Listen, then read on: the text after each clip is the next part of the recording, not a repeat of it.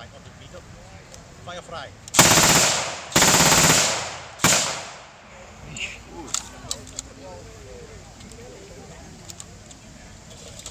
Slap rack bang. Since we have a malfunction, German weapons are very finicky, especially during the winter on the eastern front.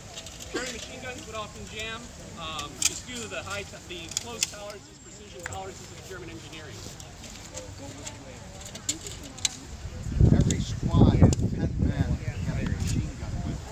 Okay? It was basically a squad level weapon. The American Army, their 30 caliber machine gun had a rate of fire about 600 rounds per minute, and that was a company level. So every company of 100 men had a machine gun. So the Americans were facing 10 times more machine guns with twice the rate of fire.